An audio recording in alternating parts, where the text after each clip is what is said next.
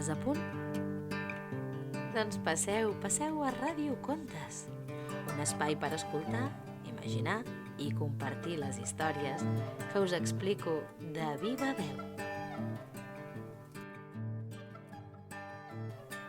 Avui us explicaré la història del rei Zogloboló, una història popular africana.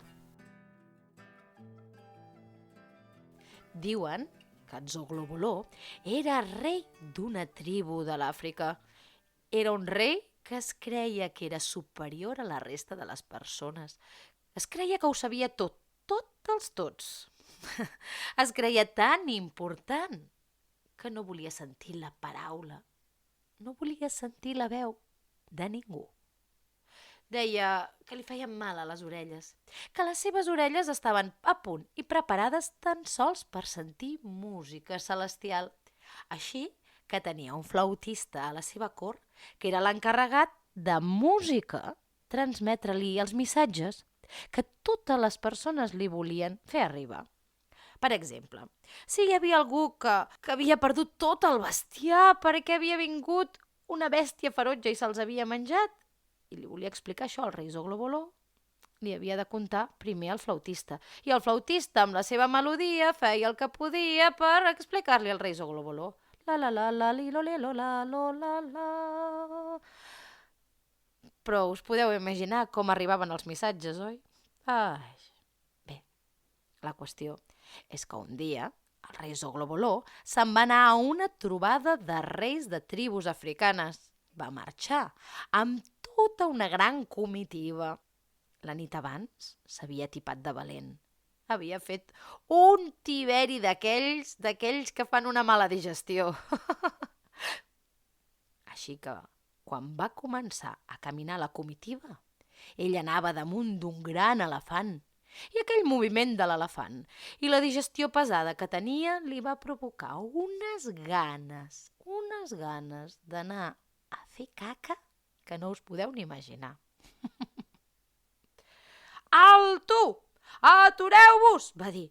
Necessito marxar un moment. Però en aquell moment es trobaven passant pel mig del desert i allà no trobava un raconet on poder-se amagar i havia de fer caca amb aquella capa tan llarga que duia i una corona gegant que li aguantava damunt del cap. Va trobar un petit cactus i allà al darrere s'hi va amagar. Ràpid i corrents va fer el que havia de fer. Va pujar-se els pantalons i va tornar cap a la comitiva pensant-se que ningú no havia vist res. I de fet, la gent poca cosa va veure, perquè no entenien què succeïa. Ara, el que sí que van notar és una tufa, una pudorota.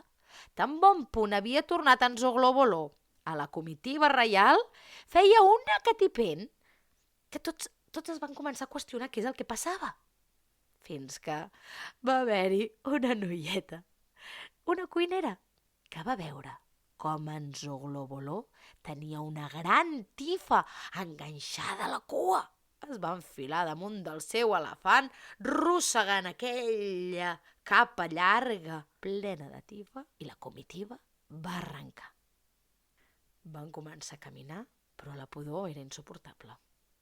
Al capdavant de la comitiva anava en Zogloboló damunt de l'elefant, però la catipent no l'aguantaven. Algú li ha de dir que porta una tifa. Veureu quan arribem allà, a la trobada de reis, com se n'en riuran d'ell. Ai, jo no vull dir-li pas, va dir la cuinera que ho havia descobert. Doncs que li digui al flautista. El flautista? Sí, és veritat, és ell qui li ha de dir. Oh, no, a mi no m'entabanareu, deia el flautista. Jo li comunicaré altres coses, però això no. No hi havia cap altra solució. Havia de ser el flautista l'encarregat de dir-li a en Zogloboló que tenia una bona tifa enganxada a la capa. Així que el flautista va fer sonar la seva flauta i en Zogloboló va dir: «Què passa, flautista? Ja sento jo que esteu xerrant per aquí al darrere i em començava a molestar. A veure, digue'm tu amb música celestial què és el que succeeix». I el flautista, amb una melodia, feia: «No, no, no, no, no, no, no, no, no, no, no, no, no, no». pel darrere i pel davant, pel darrere i pel davant. És això el que m'estàs dient, flautista? Que miri endavant i que miri endarrere. A veure, que en segueix algú? Ah, no, jo vull arribar a l'últim, Que si arribo a l'últim estarà tothom esperant-me i els honors seran més grans. Em segueix algú? Per darrere i... No hi ha ningú al darrere, flautista, què m'estàs explicant? Per davant, que tothom hi està allà, que tothom hi ha arribat? És això? I el flautista feia unes cares de circumstàncies. Li queien les gotetes, ja no sabia què fer i ell tocava turururu, tururú, turururu, tururú. Ai, flautista, si arribo l'últim és el que vull. I si tothom m'està esperant, doncs que s'esperin, que sóc en Zoglobolo. Va, continuem. Que si tururú, que si tararà, van arribar a la trobada.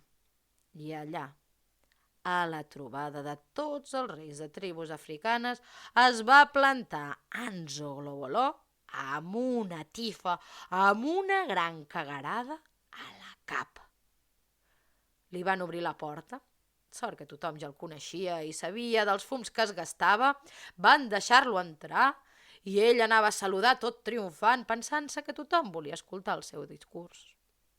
Quan de cop i volta, el que va fer tothom va ser començar a tapar-se el nas. Començar a riure per sota el nas. Però què és això? Ha arribat en Zoglobolo i fa una pudor. Com és que fa aquesta tufa en Zoglobolo? Ai, això no es pot suportar, això no es pot suportar. En Zoglobolo no suportava aguantar el so de les paraules dites per la resta de les persones. Deia que li feien mal a les orelles. I els assistents, els reis i reines d'altres tribus, el que no suportaven era aquella pudorota que duia a la capa en Zoglobolo. Però com li deien? Com li podien explicar? El flautista estava amagant-se per darrere de les parets.